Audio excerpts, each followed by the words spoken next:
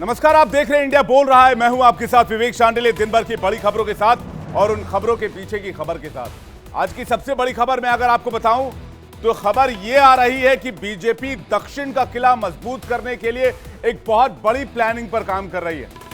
क्या है वो बीजेपी का प्लान, हम आपको बताएंगे डिटेल के साथ। इसके अलावा बात करेंगे बारिश से हो रही बर्बादी। आसमान से ऐसी आफत बरस रही है कि उत्तर और उत्तर पूर्वी भारत पूरी तरह से तबाह और बर्बाद नजर आ रहा है। किस तरह बारिश ने सितम बरसाया है और कैसे बारिश ने आम लोगों के जनजीवन पर असर डाला है, पूरी तस्वीर लेकर आए हैं। और यह भी आपको बताएंगे कि आगे अभी किन किन राज्यों पर खतरा है। खतरा अभी टला नहीं है बारिश का, पूरी डिटेल आपके सामने होगी। इसके अलावा पाकिस्तान क्यों नखरे कर रहा है और उसके नखरे पर बीसीसीआई क्या एक्शन लेने जा रही है, आईसीसी पाकिस्तान पर कैसे नकेल कसने जा रही है, यह खबर भी होगी। वर्ल्ड कप को लेकर खबर होगी, लेकिन शुरुआत कर रहे हैं और देखते हैं 2 मिनट में इंडिया। देश के कई राज्यों में बारिश के बाद एक्शन में पीएम मोदी मंत्रियों और अधिकारियों से बातचीत की। एनडीआरएफ और एसडीआरएफ को अलर्ट पर रहने के निर्देश। दिल्ली में भारी बारिश को लेकर गृह मंत्री अमित शाह से मिले दिल्ली के उपराज्यपाल विनय सक्सेना, हालात की जानकारी दी। भारी बारिश को लेकर दिल्ली के मुख्यमंत्री अरविंद केजरीवाल ने की समीक्षा बैठक, कहा ऐसे समय में राजनीति नहीं होनी चाहिए, मिलकर निकालेंगे समाधान। हिमाचल प्रदेश के सोलन में कंडा घाट के पास हुआ लैंडस्लाइड, बाल बाल बची गाड़ियां। देहरादून के डाक पत्थर में यमुना के बीच फंसे लोगों को निकाला गया। उत्तराखंड पुलिस और एसडीआरएफ ने ज्वाइंट रेस्क्यू ऑपरेशन चलाया। लगातार हो रही बारिश के बाद सहारनपुर में बाढ़ जैसे हालात, लोगों के घरों में भी भरा बाढ़ का पानी। फायर ब्रिगेड की टीम ने 42 लोगों को रेस्क्यू किया। पंचकुला के बरवाला बाईपास हाईवे के पास फंसे परिवार का हरियाणा पुलिस ने किया रेस्क्यू। बारिश की वजह से फंस गए थे लोग। वहीं कल योगी कैबिनेट की बैठक होने जा रही है। सुबह 11 बजे लोक भवन में बैठक की शुरुआत होगी। पीसीएस ज्योति मौर्य पर पति आलोक ने लगाया भ्रष्टाचार का आरोप। ज्योति मौर्य की एक डायरी सार्वजनिक की, डायरी में पैसों के लेन देन का हिसाब। मध्य प्रदेश विधानसभा चुनाव को लेकर गृह मंत्री अमित शाह का भोपाल दौरा कल। विधायकों और पार्टी पदाधिकारियों के साथ चुनावी रणनीति करेंगे तैयार। बिहार के राजगीर में दिखी जेडीयू आरजेडी गठबंधन मेरार की तस्वीर। सरकारी पोस्टर में दिखे सिर्फ नीतीश, तेजस्वी पोस्टर से नदारद। तेजस्वी पर चार्जशीट पर भड़की राबड़ी देवी का, हमारे परिवार के साथ अत्याचार हो रहा है, केंद्र सरकार केवल परेशान कर रही है। मोदी मंत्रिमंडल का हो सकता है विस्तार, 1 से 2 दिन में हो सकता है कैबिनेट एक्सपेंशन। कल सुबह 8 बजे से शुरू होगी पश्चिम बंगाल पंचायत चुनाव के वोटों की गिनती। सभी मतगणना केंद्रों पर केंद्रीय बलों की होगी तैनाती। पश्चिम बंगाल के राज्यपाल ने अमित शाह से की मुलाकात। बंगाल हिंसा के बारे में दी केंद्रीय गृह मंत्री को जानकारी। विदेश मंत्री एस जयशंकर ने राज्यसभा के लिए भरा नामांकन। गुजरात के गांधीनगर में भरा पर्चा। यूसीसी के मुद्दे पर तेलंगाना के सीएम केसीआर मिले अजदुद्दीन ओवैसी से। केसीआर से की यूसीसी का विरोध करने की मांग, कहा संघ और बीजेपी को विविधता पसंद नहीं है। मुंबई पुलिस ने रेप के आरोपी ऑटो चालक को किया गिरफ्तार। विरोध करने पर आरोपी ने की थी पीड़िता की पिटाई। प्रतापगढ़ में सड़क हादसे में 9 लोगों की मौत। टेम्पो और टैंकर के बीच हुआ टक्कर।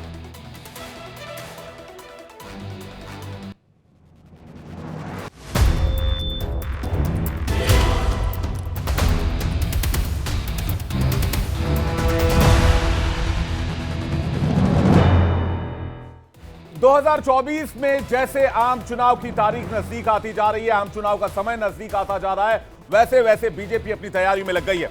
सबसे पहले आपको दिखाते हैं कि किस तरह से दक्षिण का किला मजबूत करने के लिए बीजेपी ने तैयारी शुरू कर दी है। बीजेपी का ऑपरेशन दक्षिण क्या है और कैसे एक मास्टर स्ट्रोक की तैयारी में है बीजेपी। बीजेपी की चुनावी तैयारियों से पूरब, उत्तर ही नहीं दक्षिण तक में भी हलचल मच गई है, क्योंकि 2024 के लिए अब बीजेपी के टारगेट पर सबसे पहले दक्षिण का ही दुर्ग है।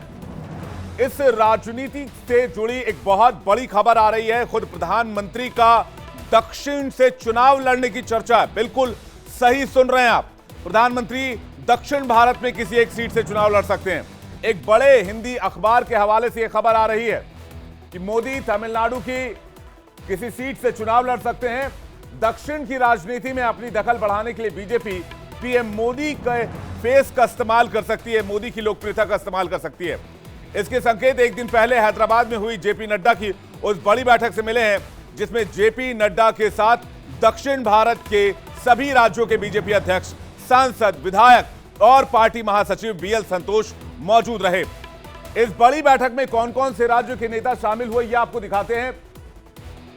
आप देखिए कि किस तरह से तमिलनाडु, पुदुचेरी, कर्नाटक, आंध्र प्रदेश, तेलंगाना, केरल, गोवा, अंडमान निकोबार, लक्षद्वीप के अलावा महाराष्ट्र के नेता भी पहुंचे, जिसमें तेलंगाना के अध्यक्ष जी किशन रेड्डी, जिन्हें अभी अध्यक्ष बनाया गया है, पूर्व प्रदेश अध्यक्ष बंडी संजय कुमार, चुनाव प्रभारी प्रकाश जावड़ेकर जैसे बड़े नेता शामिल थे।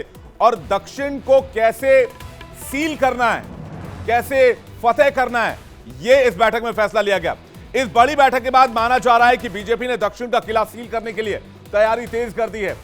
अब सवाल यह है कि मीटिंग हैदराबाद में क्यों हुई और इसके कयास क्या लगाए जा रहे हैं। इसके कयास ये लगाए जा रहे हैं कि लोकसभा से पहले तेलंगाना विधानसभा चुनाव में बीजेपी एक बड़ी जीत हासिल करना चाहती है, इसलिए यह मीटिंग दक्षिण में की गई। तेलंगाना में जीत दर्ज कर एक मनोवैज्ञानिक बढ़त बनाना चाहती है बीजेपी, और विधानसभा में जीत से अगर बड़ी जीत बीजेपी हासिल करती है, क्योंकि तेलंगाना में बीजेपी का ग्राफ तेजी से बढ़ा है, तो कार्यकर्ताओं का मनोबल बढ़ेगा और दक्षिण में बीजेपी और ज्यादा मजबूत होगी। इसलिए आपको बता दें कि कर्नाटक हारने के बाद दक्षिण में जो है वो बीजेपी की सरकार किसी भी स्टेट में नहीं है, इसलिए बीजेपी को तेलंगाना इस वक्त बहुत महत्वपूर्ण लग रहा है। बीजेपी तेलंगाना को बिल्कुल भी हल्के में नहीं लेगी और पूरी गंभीरता से चुनाव लड़ने की तैयारी कर रही है। इसका संकेत खुद प्रधानमंत्री मोदी ने दिया। हाल ही में पीएम मोदी ने 2 दिनों के भीतर जिन 4 राज्यों का दौरा किया, उसमें चुनावी राज्य छत्तीसगढ़, राजस्थान भी था और तेलंगाना भी। इसके अलावा वारंगल में प्रधानमंत्री ने बड़ी रैली करके केसीआर पर सीधा हमला किया और भ्रष्टाचार के तमाम आरोप लगाए। इन लोगों ने तेलंगाना को भ्रष्टाचार में डुबो दिया। आज तेलंगाना में ऐसा कोई प्रोजेक्ट नहीं है जिसमें भ्रष्टाचार के आरोप नहीं है। केसीआर सरकार यानी सबसे भ्रष्ट सरकार।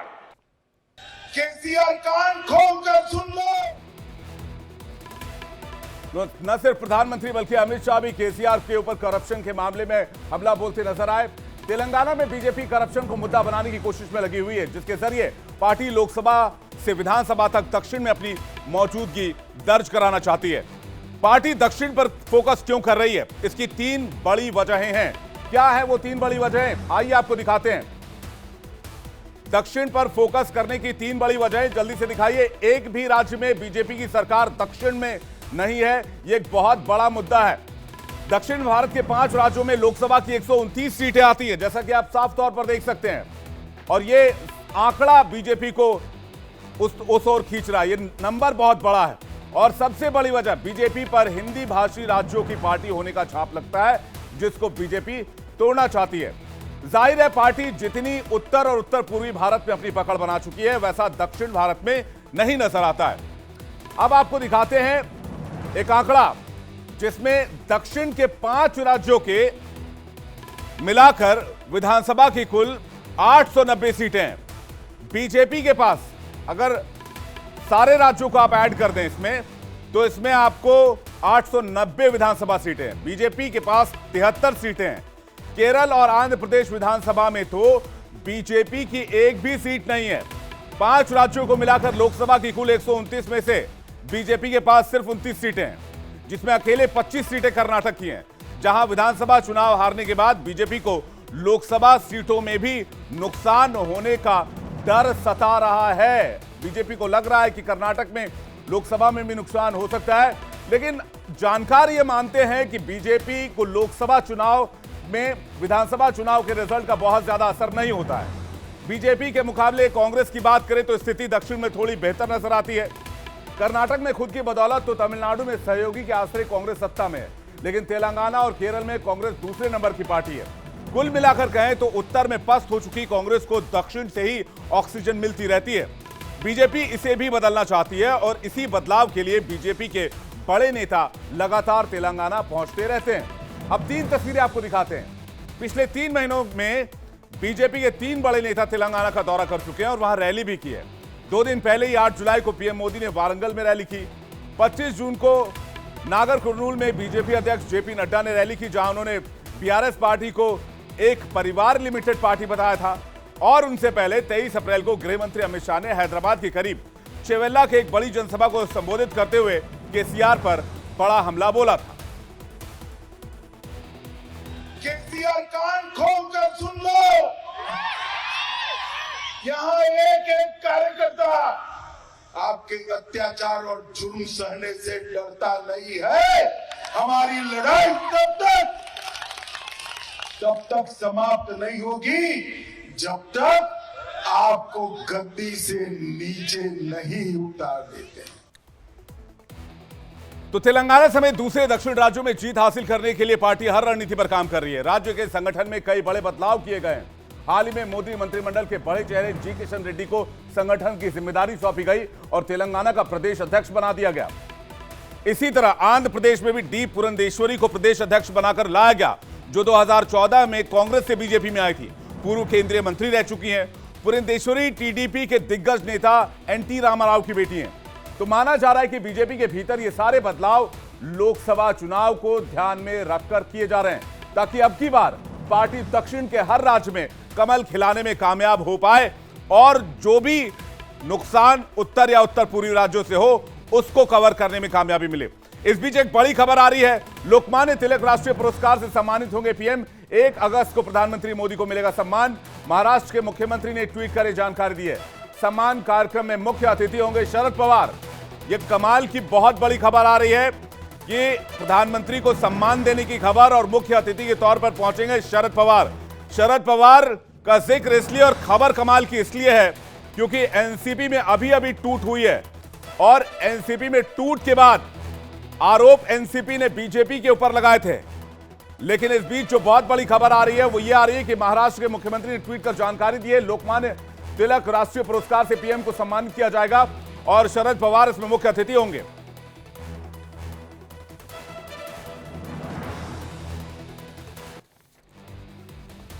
और अब आगे बढ़ते हैं और बात करते हैं बाबा बागेश्वर, जिनका दरबार उत्तर प्रदेश में लगने वाला है। यानी कि सीएम योगी के दर पर बाबा बागेश्वर आ रहे हैं। लेकिन सवाल लोग ये पूछ रहे हैं, जो इस वक्त मेरे ठीक यहां ऊपर लिखा हुआ है, सवाल पूछ रहे हैं कि क्या सीएम योगी आदित्यनाथ की पर्ची भी निकालेंगे बाबा बागेश्वर। ये देखिए योगी आदित्यनाथ की तस्वीर जो हाल ही में नजर आए थे रोहतक हरियाणा में, वहां पर एक कार्यक्रम में पहुंचे थे। लेकिन बाबा बागेश्वर का दरबार दिल्ली के ग्रेटर नोएडा में सज गया, जिसमें यूपी के मुखिया योगी आदित्यनाथ शामिल होने वाले हैं। इसके बाद इस बात की चर्चा जोरों पर है कि क्या बाबा बागेश्वर सीएम योगी के नाम की भी पर्ची निकालेंगे अपने चिर परिचित अंदाज में। इसका जवाब हम आपको देंगे। उससे पहले आपको बाबा बागेश्वर के भव्य दरबार की तस्वीर दिखाते हैं जो आज ग्रेटर नोएडा में सजा। ग्रेटर नोएडा में बाबा बागेश्वर का भव्य दरबार लगा। तस्वीरें दिखाइए कि आज ये देखिए, ये तस्वीर जहां तक आपकी नजर जाएगी, इस तस्वीर में आपको सिर्फ और सिर्फ भक्त नजर आएंगे। आप देखिए बाबा को सुनने के लिए कह रहे हैं लाखों की संख्या में भक्त यहां पर पहुंचे थे। इंतजाम कम पड़ गए, इतनी ज्यादा भक्त यहां पर बाबा को सुनने के लिए आए थे। मंच पर लगे सिंहासन पर बाबा बागेश्वर बैठे हुए हैं। उनके सामने जहां तक नजर आपकी जा रही है वहां तक आपको बाबा के दरबार में पहुंचे भक्तों की भीड़ दिखेगी। अब 2 तस्वीर आपको दिखाते हैं। जैसा कि आपको पता है कि इन दिनों दिल्ली एनसीआर में भी भारी बारिश हो रही है, बाढ़ जैसे हालात बन गए हैं। लेकिन तब भी भीड़ की जो स्थिति है वो आप दरबार को देखकर लगा सकते हैं। इस बारिश में इतनी भीड़ जुटाना बहुत बड़ी बात है। बागेश्वर धाम के पीठाधीश्वर पंडित धीरेन्द्र शास्त्री का ग्रेटर नोएडा में दरबार लगा है। वहां पर वो कथा वाचन कर रहे हैं। यह पहली बार है जब बाबा बागेश्वर का दरबार उत्तर प्रदेश में लगा है। इससे पहले कानपुर में एक कार्यक्रम था, लेकिन सुरक्षा कारणों से इसे रोकना पड़ा था। ग्रेटर नोएडा में 16 जुलाई तक कार्यक्रम चलेगा, जिसे पटना दिल्ली से भी बड़ा बनाने की योजना है। 200 बीघे में 4 वाटरप्रूफ पंडाल लगाए गए हैं। इस कार्यक्रम में हर दिन 9 से 12 लाख लोग शामिल होंगे, जिनके रहने और खाने की व्यवस्था की गई है। बाबा बागेश्वर की एक झलक पाने के लिए भक्त लालायित रहते हैं। आपको दिखाते हैं कि किस तरह से बाबा आज दरबार में अपने भक्तों को संबोधित करते नजर आए। जो भी कुछ कर रहे हैं गुरुजी धीरेन्द्र शास्त्री जी बहुत अच्छा कर रहे हैं, सबको जागरूक कर रहे हैं। मैं कहती हूँ सब इन पर अमल करें। हिंदू राष्ट्र होना चाहिए, बच्चों में हर उसमें ये होना चाहिए कि हमारा हिंदू राष्ट्र है, रहेगा। आजकल हिंदू के तत्व में इस जागना चाहिए सभी को। फिर मतलब इसलिए आ रहे हैं कि हिंदू राष्ट्र ला रहे हैं। हिंदू राष्ट्र हो, हिंदू राष्ट्र चाहिए, हिंदू राष्ट्र चाहिए। तो बाबा जैसे कहते हैं, बाबा के भक्त भी उसी लाइन पर चल रहे हैं। बाबा के भक्त भी कह रहे हैं हिंदू राष्ट्र चाहिए। लेकिन आपने बाबा के भक्तों की बात सुनी, बाबा ने क्या कहा ये आपको सुनवाते हैं। लत हिंदूगिरी की लगी, लत हिंदूगिरी की लगी, तो अब नशा सरेआम होगा। लत मुझे हिंदूगिरी की लगी तो नशा सरेआम होगा। मेरी जिंदगी का लम्हा लम्हा सिर्फ हिंदुत्व के नाम होगा।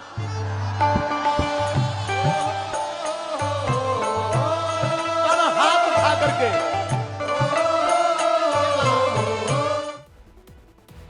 तो बाबा अपने दरबार में आजकल कुछ शाराना अंदाज में भी नजर आ रहे हैं। अब आपको दिखाते हैं कि कार्यक्रम क्या है, उसकी डिटेल्स आपके सामने रखते हैं। ग्रेटर नोएडा में लगे बागेश्वर के दिव्य दरबार में मुख्य कार्यक्रम के बारे में जानकारी आपके सामने। आज कथा रखी गई थी। 12 जुलाई को दिव्य दरबार का आयोजन किया जाएगा और ठीक इसी तरह 14 जुलाई को सनातन धर्म सभा बुलाई गई है। 16 जुलाई को दिव्य दरबार का समापन किया जाएगा और ये कार्यक्रम 16 तारीख तक है, यानी कि लगभग एक हफ्ते का यह पूरा कार्यक्रम है। बाबा बागेश्वर के दरबार में आज लाखों भक्त कथा सुनने के लिए इकट्ठा हुए थे। आज ही की तरह हर दिन 9 से 12 लाख लोगों के शामिल होने का अनुमान है, जिसमें करीब 500 से ज्यादा साधु संतों को भी देश के अलग अलग कोने से बुलाया गया है, जिसमें आचार्य अवधेशानंद गिरी जी महाराज, कथावाचक देविकी नंदन ठाकुर, अनिरुद्ध आचार्य जैसे नाम शामिल हैं। यूपी में पहली बार बाबा बागेश्वर का दरबार लगा है। ऐसे में उम्मीद के मुताबिक सीएम योगी आदित्यनाथ भी आ सकते हैं। यह जानकारी हम आपको इंडिया बोल रहा है में पहले भी दे चुके हैं और इसके अलावा योग गुरु स्वामी रामदेव के भी आने की संभावना है। बाबा बागेश्वर के दिव्य दरबार में सीएम योगी आदित्यनाथ शामिल होंगे। इस बारे में क्या जानकारी अभी तक सामने आई है, यह हम आपको जल्दी से बताते हैं। उसकी डिटेल एक आप सामने रखते हैं। बाबा बागेश्वर की कथा में सीएम योगी के शामिल होने की खबर है, यह हमें जानकारी मिल रही है और यह तारीख होगी 12 जुलाई की। 12 जुलाई को बतौर मुख्य अतिथि आएंगे योगी आदित्यनाथ और सीएम योगी की पर्ची भी निकालेंगे बाबा बागेश्वर, ऐसे भी बात की जा रही है। लेकिन पर्ची निकालने को लेकर कोई आधिकारिक पुष्टि नहीं है, कोई आधिकारिक खबर नहीं है, इसलिए हम इस पर बहुत ज्यादा बात भी नहीं कर रहे हैं।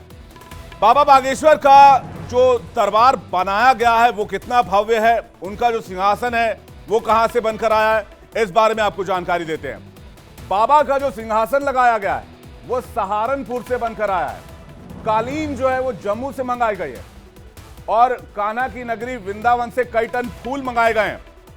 अब बाबा की दरबार में लगे तैयारियों को भी देख लीजिए। 200 बीघे में 4 पंडाल लगाए गए हैं और चारों पंडाल वाटरप्रूफ हैं। इसमें 20 लाख लोगों के बैठने की व्यवस्था है। अब आप अंदाजा लगा लीजिए। और आपको बता दें कि ये तमाम तैयारी बाबा के भक्तों के लिए की गई है। बाबा बागेश्वर पर्ची निकालकर चमत्कार करते हैं, हालांकि वो ये नहीं करते कि वो चमत्कार कह रहे हैं, वो कहते हैं कि हम लोगों को आशीर्वाद देते हैं, हम लोगों की बात भगवान तक पहुंचाते हैं और उनकी समस्या का समाधान निकालते हैं। लोगों की मन की बात बाबा पर्ची पर उकेर देते हैं, लिख देते हैं, बिना पूछे बिना बताए। दिव्य दरबार लगाकर लोगों की परेशानी दूर करने का दावा करते हैं, लेकिन वो अपने बेबाक बयानों के लिए भी सुर्खियों में रहते हैं। उनके कुछ संकल्प हैं, बाबा के कुछ एजेंडाज हैं, वो आपको हम दिखाते हैं। पहला यह है कि भारत हिंदू राष्ट्र बने और भारत को हिंदू राष्ट्र घोषित किया जाए। इसके अलावा रामचरितमानस का सम्मान हो, हर बच्चे के माथे पर तिलक हो, धर्मांतरण पर रोक लगाई जाए, लव जिहाद से बचाव हो, एक देश एक कानून यानी कि बाबा यूसीसी का भी सपोर्ट करते हैं। इन्हीं बड़े संकल्पों के बारे में बाबा बागेश्वर खुद क्या कहते हैं, आइए आपको सुनाते हैं। पूछो हमसे क्या चाहिए? सुनो, मंदिरों में भीड़, सड़कों पर तूफान चाहिए। मंदिरों में भीड़, सड़कों पर तूफान चाहिए। हमें तो राम रंग में रंगा पूरा हिंदुस्तान चाहिए। हम एक पुस्तक लेखन कर रहे हैं, सनातन क्या है, इस पर, क्योंकि ये जितने भी धर्म विरोधी हली उल्लाह वाले हैं, ये भोले भाले हिंदुओं को जो बरगला रहे, धर्मांतरण करवा रहे, अब इनको बख्शा नहीं जाएगा। अगर इस बार तुम नहीं जागे तो आने वाली पीढ़ियां इसका खामियाजा भुगतेंगी। हम तो अपनी जान हथेली पर लेकर घर से बाहर निकले। लोग कहते हैं कि आप बहुत गंभीर हो जाओ, आपके पीछे बहुत दुश्मन लगे। हमने कहा कि एक धीरेन्द्र कृष्ण को मिटाओगे तब तक हम घर घर धीरेन्द्र कृष्ण बनवाएंगे। भारत का हर बच्चा मुख से भारत हिंदू राष्ट्र बोलेगा। एक कानून की आवश्यकता होना चाहिए, आवश्यक है, और एक विधान होना चाहिए। इससे जो है सामाजिक समरसता बनेगी और फूट जो है वो फूट की बात मिटेगी, खाई मिटेगी। एक विधान की। और अब आपको यूपी से निकालकर बिहार लिए चलते हैं। बिहार से दिखाते हैं आज की बड़ी खबर। इंडिया बोल रहा है में महागठबंधन के पोस्टर को लेकर सवाल उठ गया है। तो सवाल यह कि क्या महागठबंधन का जो साझा पोस्टर था वो फटने की तैयारी में? क्या नीतीश कुमार और तेजस्वी यादव के बीच सब कुछ ठीक है? अंदर खाने क्या खबर चल रही है, ये हम आपके लिए लेकर आए।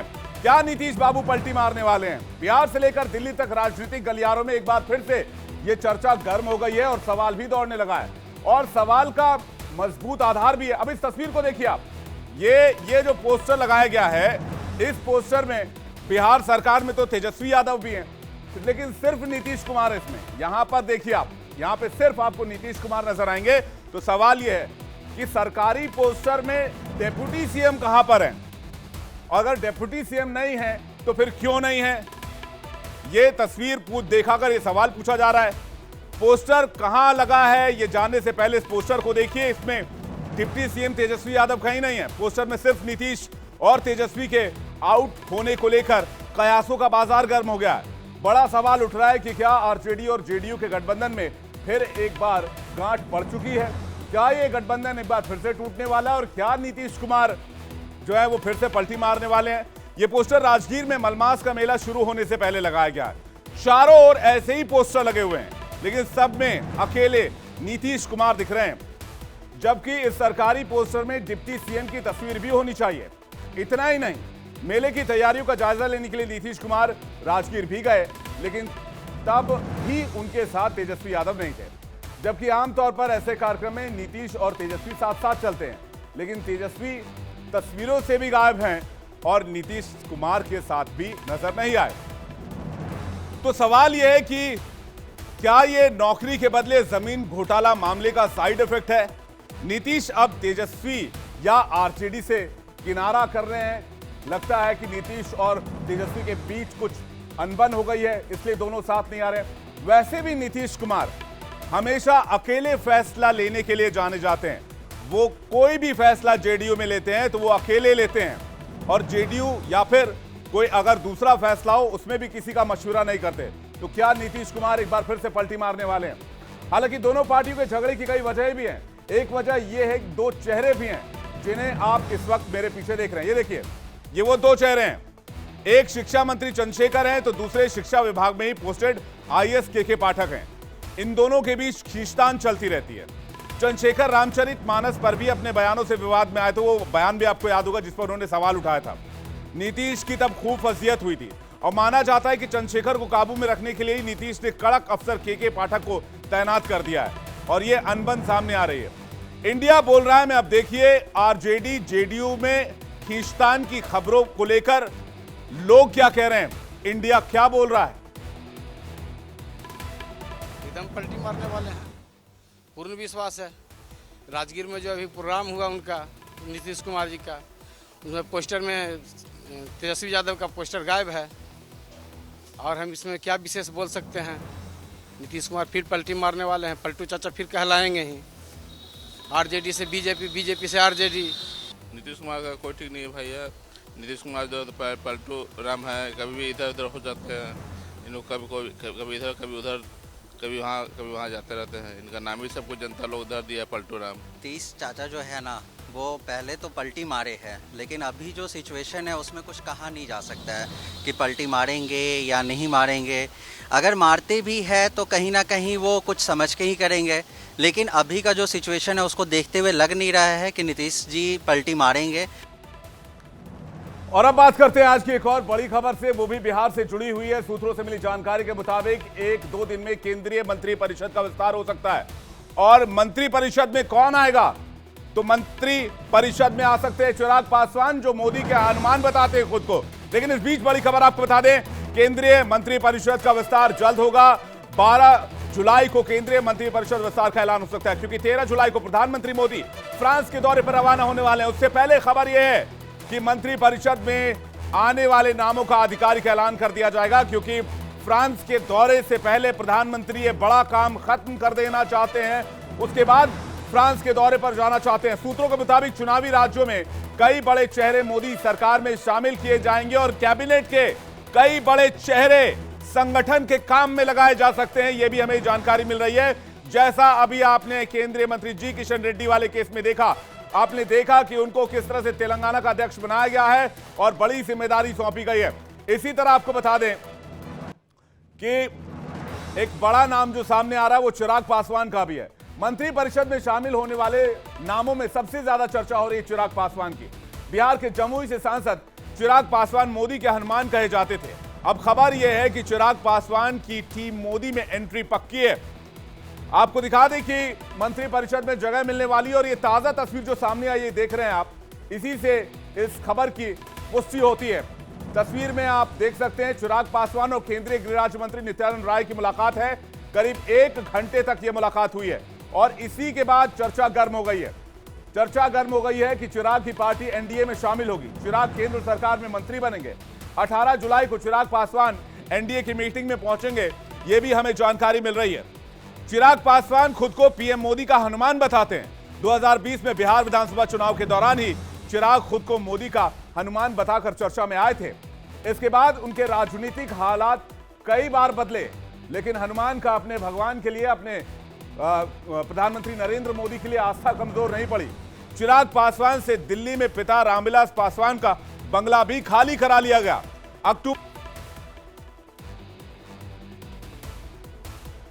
और अब आज की एक और बड़ी खबर, वर्ल्ड कप में क्या पाकिस्तान का खेला हो जाएगा? क्या पाकिस्तान वर्ल्ड कप नहीं खेल पाएगा?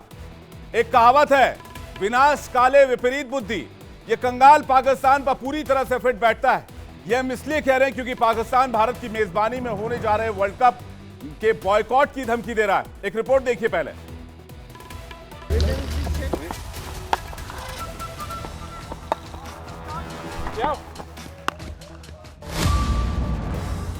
पाकिस्तान क्रिकेट बोर्ड की हालत खस्ता हाल है। आईसीसी से मिलने वाले पैसों से दाल रोटी चल रही है, फिर भी अक्ल ठिकाने नहीं आ रही।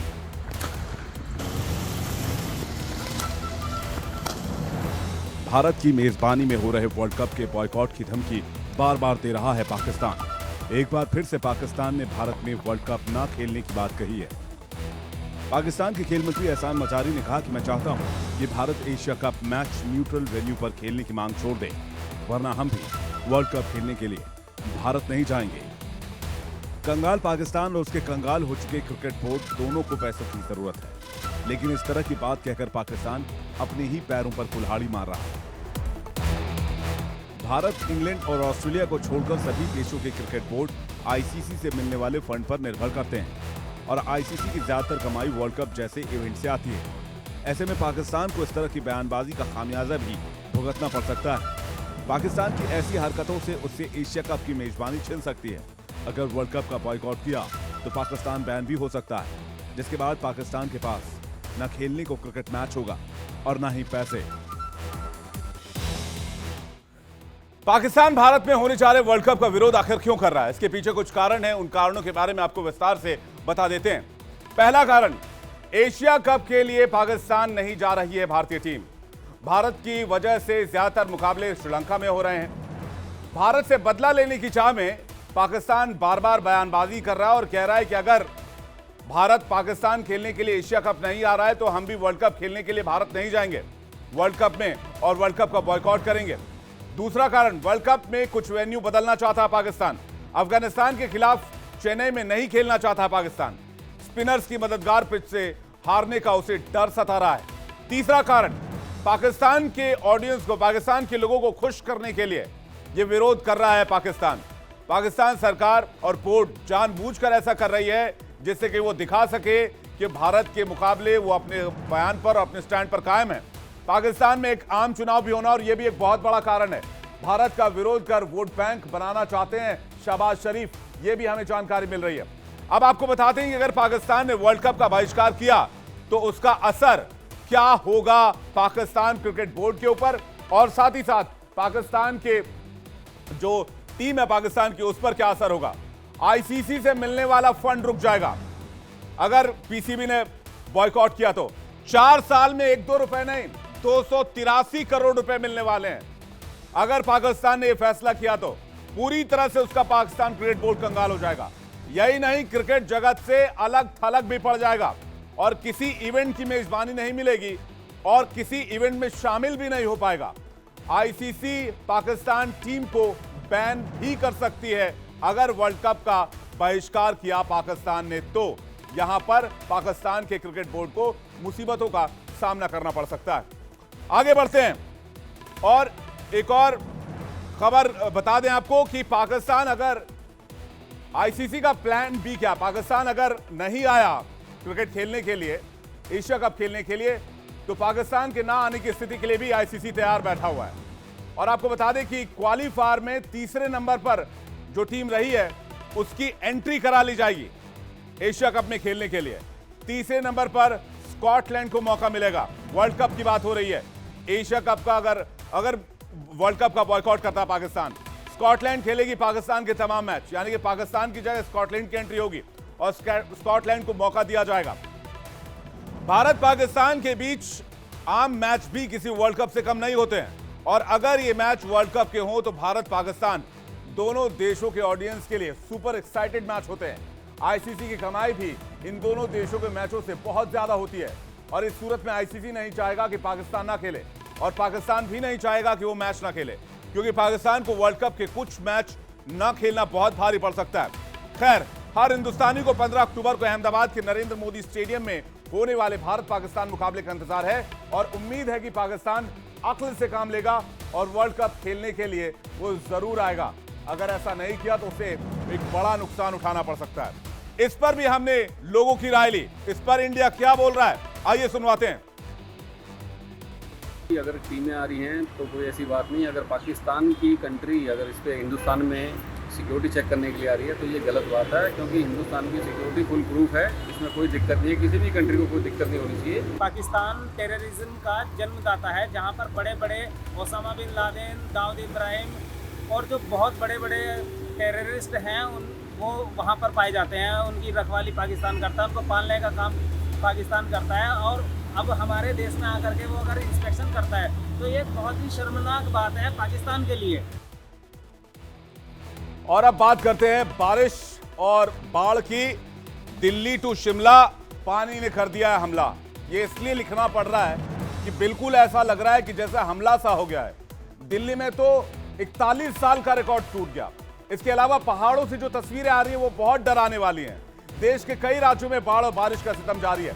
रिकॉर्ड तोड़ बारिश के साथ साथ मुसीबत भी बढ़ गई है। पहाड़ से लेकर मैदान तक मूसलाधार बारिश हो रही है और इसी बारिश ने मुसीबत लोगों की और ज्यादा बढ़ा दी है।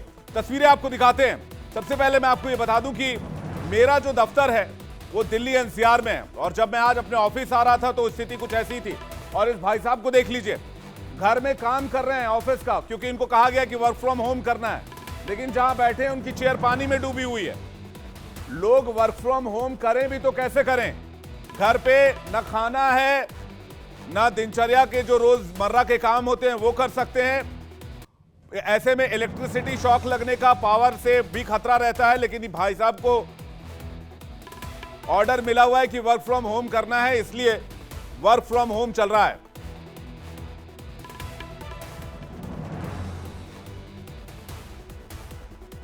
देखिए किस तरह से लोग अब परिवार का पेट पालने के लिए काम तो करना है, तो काम घर से ही कर रहे हैं, घर से ही शुरू कर दिया काम। लेकिन वर्क फ्रॉम होम है, बाहर नहीं निकल सकते, बाहर वाटर लॉगिंग है, पानी भरा हुआ है, बाहर निकले कैसे?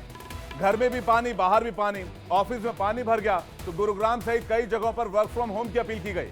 घरों की तस्वीर देख लीजिए, लोग घरों में कैसे रहें?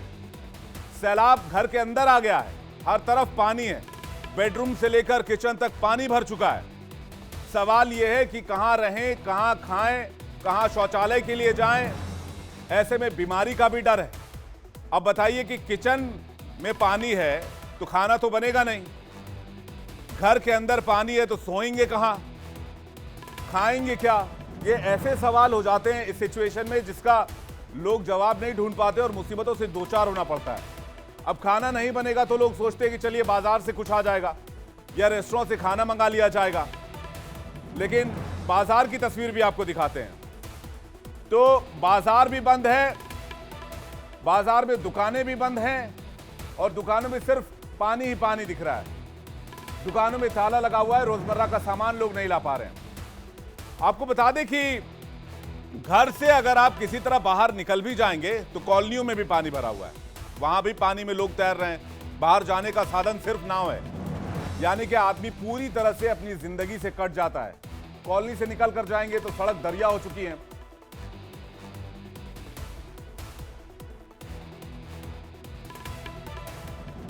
इस बीच आप तस्वीर देखिए, लोग बारिश के बीच किस तरह से कार की छत पर खड़े होकर अपना बचाव कर रहे हैं। सैलाब की तबाही की तस्वीरें देश भर से सामने आ रही हैं। शुरू कहां से करें? चलिए राजधानी दिल्ली से करते हैं शुरू। और अगर राजधानी दिल्ली की बात करें तो यहां यमुना नदी उफान पर है। दिल्ली के अधिकारियों ने बढ़ते जलस्तर को लेकर चेतावनी जारी कर दी है। 1982 के बाद से जुलाई में एक दिन में सबसे ज्यादा बारिश दर्ज की गई है। दिल्ली में 24 घंटे के भीतर 153 mm की बारिश हुई है। दिल्ली के कई इलाकों में स्थिति बेहद गंभीर है। सड़क पर पानी भरा हुआ है जिससे लोगों को आने जाने में परेशानी हो रही है।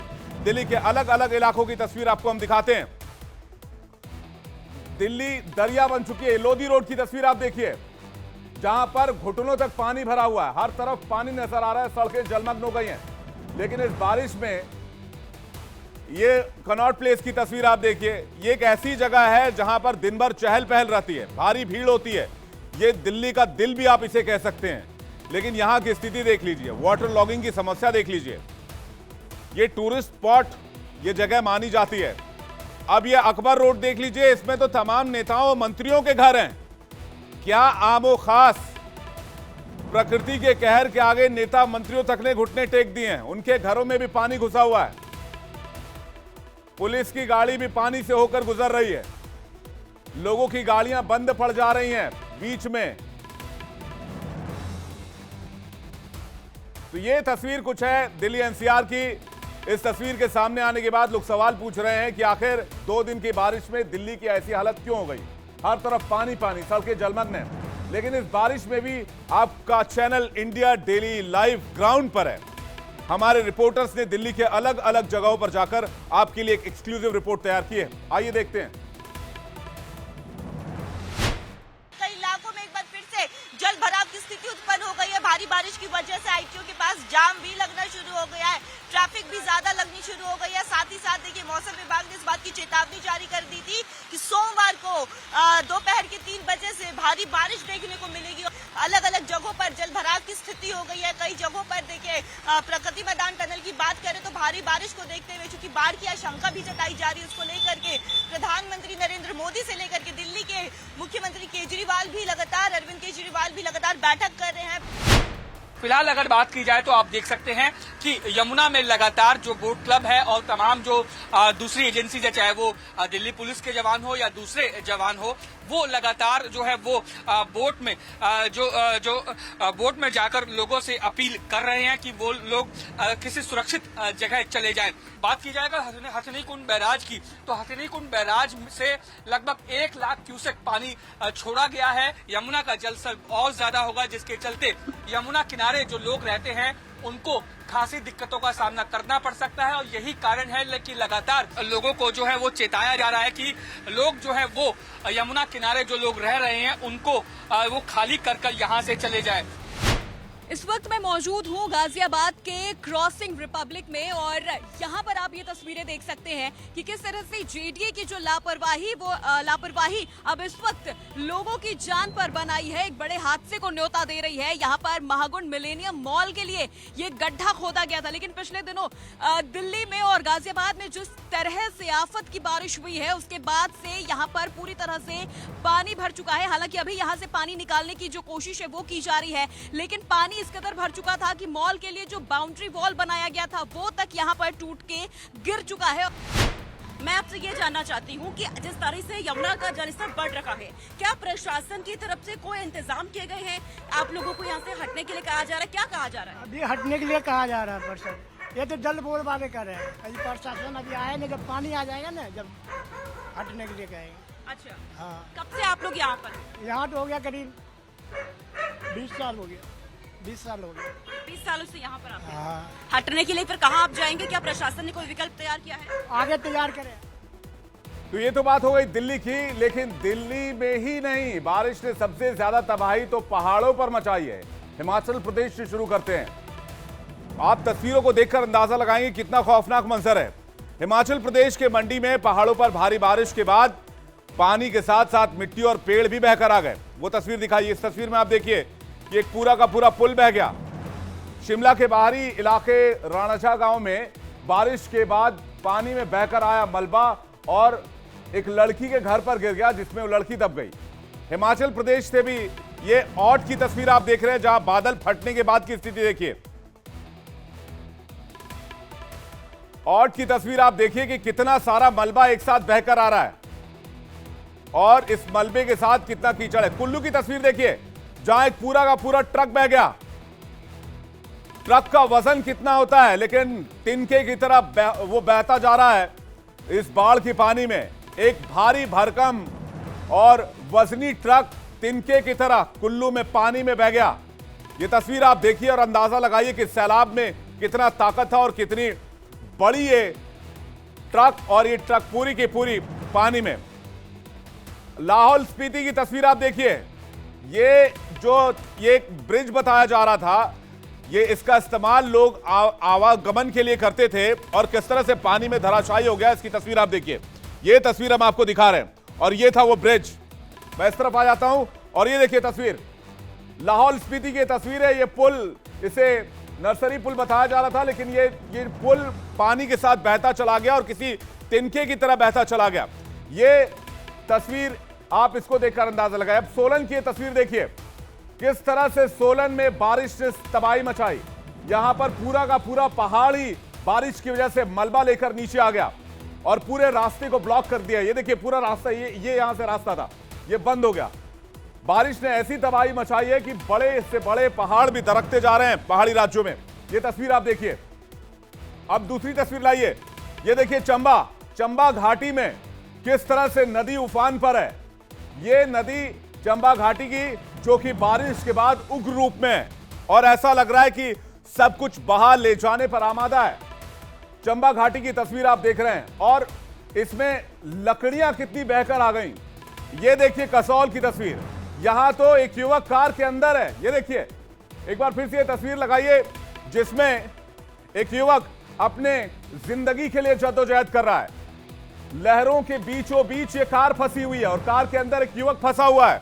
आखिर वो निकलेगा कैसे? हालांकि बाद में खबर आई कि इसका रेस्क्यू कर लिया गया है।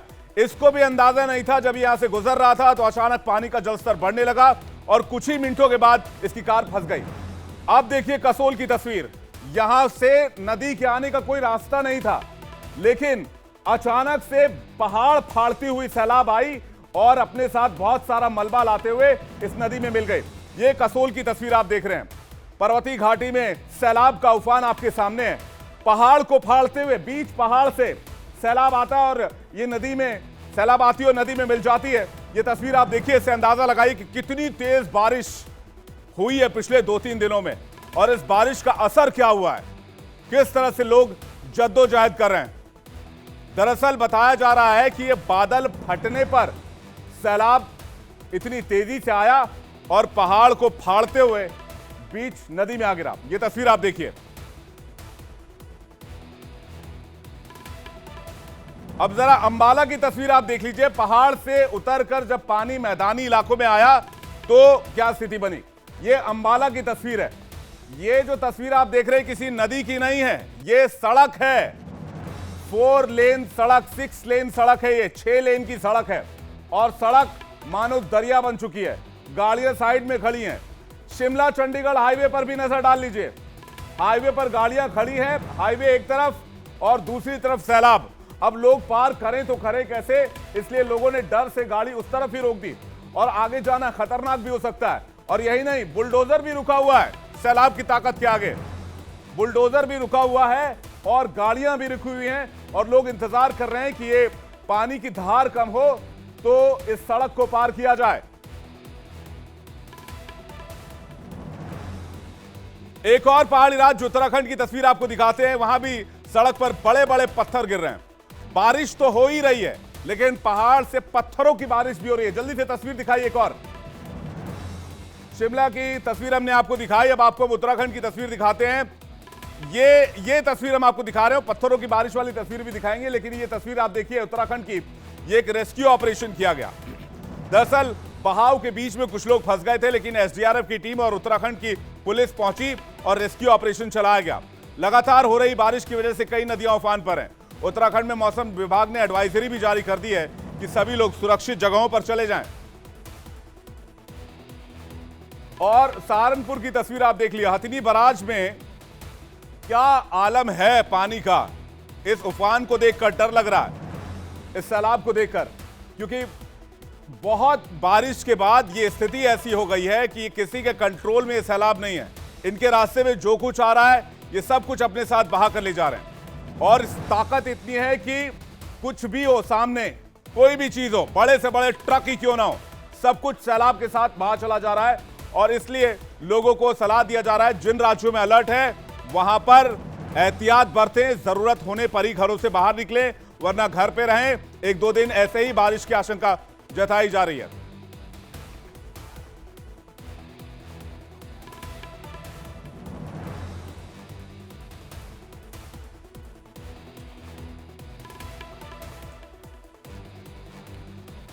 और अब बिहार की तस्वीर आपको दिखाते हैं। ये तो जम्मू की तस्वीर रही, जम्मू के डैम से जब पानी छोड़ा गया, और बिहार की तस्वीर आपको दिखाएं। बिहार में भी लगातार बारिश की खबर आ रही है और बारिश की वजह से कई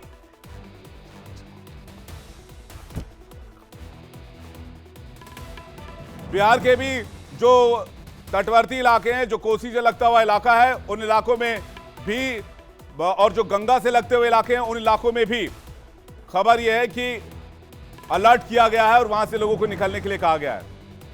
अब सवाल यह है कि बारिश की वजह से कहां कितना नुकसान हुआ है। बारिश के आने के साथ ही मुसीबत का सैलाब भी आया है। आसमानी आफत की वजह से देश को कितना नुकसान हो चुका है अभी तक पिछले 24 घंटे में बारिश की वजह से, उसका आंकड़ा आपके सामने रखें। 26 लोगों की मौत हो चुकी है। जी हां, यह आंकड़ा जो आप देख रहे हैं ये बारिश के आपातकाल की वजह से है, क्योंकि 26 लोगों की मौत हो गई है अलग अलग घटनाओं में। ये पूरे देश से आंकड़ा जुटाया गया है। आंकड़े और बढ़ भी सकते हैं, ऐसी जानकारी भी मिल रही है। हिमाचल सरकार को अब तक 367 करोड़ का नुकसान हो चुका है। हिमाचल में 800 से ज्यादा सड़कें पूरी तरह से बंद हो गई हैं और हजारों यात्री फंसे हुए हैं। उत्तराखंड की अगर बात करें तो 17 ट्रेनें रद्द हो गई हैं और 11 लोगों की मौत हुई है अभी तक। उत्तराखंड की ये बात अगर हम आपको बताएं, इसी तरह आपको जम्मू कश्मीर की बात बताएं तो 2 लोगों की मौत हुई है। राजस्थान में 4, केरल में 8 लोगों की मौत हुई है। कई राज्यों में स्कूलों में छुट्टियां घोषित कर दी गई हैं। दिल्ली में बारिश से 40 साल का रिकॉर्ड टूट गया है। अब आपको दिखाते हैं कि एक जो बारिश का आफत काल आप कह सकते हैं, इसको आपातकाल भी कह सकते हैं। प्रधानमंत्री नरेंद्र मोदी एक्शन में आ गए, मीटिंग शुरू की और एनडीआरएफ के बड़े बड़े अधिकारी जो है वो मीटिंग के लिए पहुंचे। जल्दी से तस्वीर दिखाई। प्रधानमंत्री नरेंद्र मोदी मीटिंग शुरू कर चुके हैं। प्रधानमंत्री ने आज बड़ी बैठक ली है और इस बैठक में तमाम अधिकारियों को निर्देश दिए गए हैं। तमाम राज्य के जो सेक्रेटरीज हैं उनसे बातचीत की गई है। राज्य सरकारों से प्रधानमंत्री ने संपर्क बनाने को कहा है और कहा है कि सभी राज्य सरकारों से संपर्क साधा जाए और केंद्र सरकार की तरफ से हर मुमकिन मदद जो है वो मुहैया कराई जाए। पीएम मोदी ने अधिकारियों और मंत्रियों से बातचीत की है। पीएम ने अधिकारियों से एक एक बारीक जानकारी मांगी है। अधिकारियों को कहा गया है कि वो पूरी तरह से अलर्ट रहें, जहां भी बारिश से नुकसान हुआ है वहां रेस्क्यू ऑपरेशन चलाया जाए। अब आपको दिखाते हैं कि प्रधानमंत्री की मीटिंग में क्या कुछ हुआ है। प्रधानमंत्री की मीटिंग में अधिकारियों को राहत बचाव के निर्देश दिए गए हैं और उनसे जानकारी ली गई है। राहत बचाव के कार्य में तेजी लाई जाए, प्रधानमंत्री ने साफ निर्देश दिया है। इसके अलावा हिमाचल प्रदेश को लेकर विशेष बैठक हुई है क्योंकि सबसे ज्यादा नुकसान जो है वो हिमाचल प्रदेश में ही हुआ है। हर राज्य के मौजूदा हालात का जायजा प्रधानमंत्री ने अपनी मीटिंग में लिया और आपको बता दें कि अधिकारियों ने इस बारे में डिटेल से जानकारी भी दी कि कहां पर क्या एक्शन लिए जा रहे हैं। हिमाचल और उत्तराखंड के सीएम से भी बातचीत की है प्रधानमंत्री नरेंद्र मोदी ने और साथ ही साथ पीएम ने प्रभावित राज्यों को भारत सरकार की ओर से हर संभव मदद का भरोसा दिया है। अब एक और तस्वीर देखिए। इन दिनों उत्तर भारत में भी भारी बारिश की वजह से हालात बिगड़े हुए हैं, तो यूपी के मुखिया योगी आदित्यनाथ ने भी मोर्चा संभाल लिया है, वो भी एक्शन में आ गए। इस दौरान सीएम ने बाढ़, जल भराव और रेस्क्यू ऑपरेशंस की समीक्षा बैठक की। इसके साथ ही उन्होंने राहत बचाव कार्य में तेजी लाने के निर्देश दिए। अधिकारियों ने सीएम को प्रदेश की ताजा स्थिति की जानकारी दी, जिसमें बताया कि 24 जिलों में अब तक सामान्य से ज्यादा बारिश हो चुकी है। सीएम योगी ने बैठक में क्या अधिकारियों को निर्देश दिए, यह भी हम आपको बता देते हैं। इस बैठक में क्या क्या हुआ और योगी आदित्यनाथ ने इस बैठक में क्या क्या डिटेल अधिकारियों से साझा, क्या क्या निर्देश साझा किए हैं। तो राहत बचाव से जुड़े सभी विभाग अलर्ट मोड पर रहें। एनडीआरएफ, एसडीआरएफ और पीएसी की फ्लड यूनिट भी अलर्ट पर रहेंगी। मौसम की बदलती परिस्थितियों पर नजर रखी जाएगी और पूरी जानकारी सीएम ऑफिस तक जाएगी। हर जिले की बाढ़ और भारी बारिश के हालात पर नजर रखी जाएगी। साथ ही सभी नदियों के जल स्तर की लाइव मॉनिटरिंग कराई जाएगी। डीएम, सांसद, विधायक जल भराव का समाधान करें और साथ ही साथ आपको बता दें कि तटबंधों की पेट्रोलिंग की जाए, यानी कि जो पुलिस है वो तटीय इलाकों की पेट्रोलिंग करेगी और हर हालात पर नजर रखेगी। बाढ़ प्रभावित इलाकों में नाव और राहत सामग्री के प्रबंध पहले से कर लिए जाएं, इससे किसी भी तरह की इमरजेंसी सिचुएशन में किसी तरह से दिक्कत ना हो। जो प्रभावित क्षेत्र में राहत कार्य कर रहे हैं वो अलर्ट पर रहें, किसी तरह का देर ना करें और प्रभावित लोगों को तुरंत मदद पहुंचाई जाए। बाढ़ की वजह से किसानों को कोई परेशानी नहीं होनी चाहिए, ये साफ निर्देश हैं। कहीं भी बाढ़ की वजह से यूरिया और खाद की कमी ना हो। जल भराव होने पर अगर कहीं जानवर फंस गए हैं, कहीं पशु रह रहे हैं, वहां पर पानी भर रहा है तो उनको पहले ही शिफ्ट कर लिया जाए, बाद में उस परेशानी उससे ना हो, इसकी वजह से तैयारी पहले ही कर ली जाए। राजधानी दिल्ली में बारिश के बाद के हालात पर सीएम अरविंद केजरीवाल ने कहा कि दिल्ली में बाढ़ जैसे हालात नहीं है। इसके साथ ही उन्होंने कहा कि जरूरत पड़ने पर निचले इलाकों में जो लोग हैं उनको सुरक्षित जगहों पर भेज दिया जाएगा। केजरीवाल ने दावा किया कि पहली बार है दिल्ली नगर निगम के इलाकों में जल भरा हुआ है, कुछ सड़कें बही हैं और हमारे अधिकारी कारणों की जांच कर रहे हैं। सुनिए अरविंद केजरीवाल ने क्या कहा। 8 और 9 जुलाई के जो 24 घंटे थे, उन 24 घंटों में 153 mm बारिश हुई है, 153 mm बारिश हुई है। 40 साल में, ये दिल्ली का अब मैं डेटा दे रहा हूँ, बाकी स्टेट्स का नहीं दे रहा। 40 साल में इतनी बारिश पहली बार 40 साल के बाद हुई है। सो अनप्रेसिडेंटेड बारिश है। इतनी बारिश को बर्दाश्त करने के लिए दिल्ली का सिस्टम डिजाइंड नहीं है, तो जाहिर तौर पे लोगों को बहुत ज्यादा समस्याएं आई। एक और बड़ी खबर आपको बता दें, पश्चिम बंगाल के राज्यपाल ने अमित शाह से मुलाकात की है। पश्चिम बंगाल में हिंसा को लेकर मुलाकात की है और चर्चा की गई है। ये बड़ी खबर आ रही है। थोड़ी देर पहले केंद्रीय गृह मंत्री अमित शाह और पश्चिम बंगाल के राज्यपाल की मुलाकात हुई है। मुलाकात के बाद पश्चिम बंगाल के राज्यपाल का बयान, रोशनी से ठीक पहले अंधकार होता है, सीवी आनंद बोस ने कहा है। टीएमसी की सरकार पर तंज किया है। आगे कह रहे हैं आने वाले दिनों में सब अच्छा होगा। सीवी आनंद बोस ने कहा है।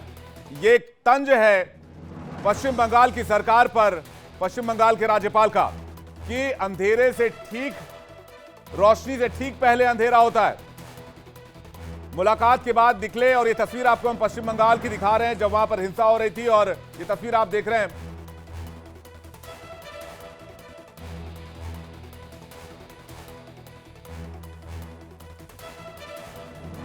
तो वापस बारिश वाली खबर पर लौटते हैं। अब सवाल यह है कि इतनी बारिश के बाद आगे क्या स्थिति रहने वाली है। हमारे सहयोगी अभितोष ने इस पूरे मामले पर हमारे साथ वो जुड़ रहे हैं, और इंडियन मेट डिपार्टमेंट, भारतीय मौसम विभाग ने कहां-कहां चेतावनी जारी की है वो हम जानते हैं। अभितोष, जरा बताइए डिटेल से कि भारतीय मौसम विभाग क्या कह रहा है। हाँ विवेक, बिल्कुल सही आप कह रहे हैं, और मैं अपने दर्शकों को बता दूं जो इस वक्त इंडिया डेली लाइव देख रहे हैं कि ये भारत मौसम विज्ञान विभाग की ये वेबसाइट है जिस पर साफ तौर पर ये आप देख सकते हैं कि यहाँ पर क्या एडवाइजरी जारी की गई है। ये आपको कुछ मैं निशान पहले दिखा देता हूँ, फिर उसके बाद फिर मैं मैप पे जाता हूँ कि ग्रीन का जो मतलब है, जो हरे रंग का मतलब है कि कोई चेतावनी नहीं है, यानी कि जहाँ जहाँ ग्रीन है यानी सब कुछ सही है, स्पष्ट है, साफ है। निगरानी वाली स्थिति अब जहां पर है, जैसे जो ये ऑरेंज कलर में है, जो नारंगी रंग में है, वो निगरानी वाली स्थिति है। उन जगहों पर निगरानी की जरूरत है। सतर्क रहना यानी कि अलर्ट मोड में रहना है, उसके लिए ये डार्क ऑरेंज यहां पर दिख रहा है आपको, और यहां पर अलर्ट मोड में रहना है, यानी कि आपको अगर सुरक्षित रहना है तो बहुत ज्यादा अलर्ट रहना होगा। इसके अलावा जो एक रेड कलर आपको दिख रहा है, लाल रंग जो दिख रहा है, ये खतरे का है विवेक। और एक चीज मैं ये बता दूं विवेक कि इससे पहले कि मैं आऊं कि कहां पर ये रेड अलर्ट है एक तरीके से, कहां पर ये लाल निशान यहां पर दिख रहा है, किन राज्यों में, किन जगहों पर, मैं एक बार पूरा मैप दिखा देता हूं यहां पर दर्शकों को कि ये देखिए, ये इस वक्त ये मैप यहां पर, ये जो येलो कलर है यहाँ पर बहुत खास परेशानी यहाँ पर नहीं होने वाली है। ये पीले रंग को आप देख सकते हैं, कोई खास परेशानी यहाँ पर नहीं होने वाली है। रंग बदलता है जहाँ पर हरा रंग आपको दिख रहा है, वहाँ पर कोई खास परेशानी नहीं है, कोई दिक्कत नहीं है। लेकिन जो ऑरेंज कलर है, जो यहाँ पर नारंगी रंग है, उसमें सतर्क रहने की जरूरत है। ये सतर्कता वाली जो जगहें हैं वो इस वक्त आपकी स्क्रीन पर नजर आ रही हैं। ये जी, यानी कि अभितोष आप बता रहे हैं कि जो दिल्ली के आसपास का इलाका, इसके अलावा चंडीगढ़ और हिमाचल, उत्तराखंड, इन तमाम जगहों पर रेड जोन इसे डिक्लेयर किया है आईएमडी ने, और यहां पर भारी से भारी बारिश हो सकती है आने वाले 24 घंटे में, इसलिए यहां पर सतर्क रहने की अपील है। इसमें दिल्ली एनसीआर भी है, ये जानकारी भी आपको दे दें। तो इंडिया बोल रहा है में फिलहाल इतना ही। देश दुनिया की तमाम खबरों के लिए आप बने रहिए इंडिया डेली लाइव के साथ। कल फिर से हमारी मुलाकात होगी दिन भर की बड़ी खबरों के साथ और उन खबरों के पीछे की खबर के साथ। तब तक मुझे दीजिए इजाजत। नमस्कार।